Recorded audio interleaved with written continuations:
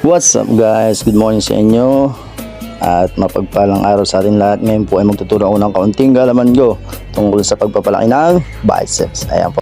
At syempre po kailangan ng proper na pagbubuhat. Ayan po. Chest out kahit naka 20 degree angle lang po ang inyong braso. Huwag nyo pong isusway ng kasama ang inyong katawan. Ganyan lang po, naka-steady lang po siya para mapalaki nyo ang inyong baraso.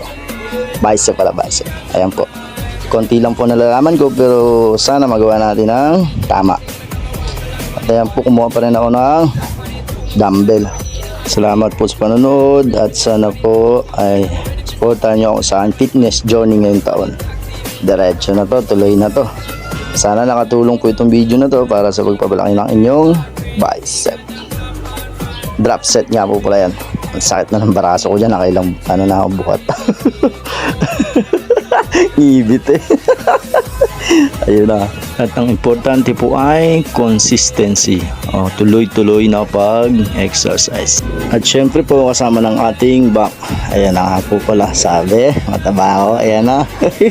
Tingnan nyo na lang. Back and bicep po tayo ngayon. Ayun.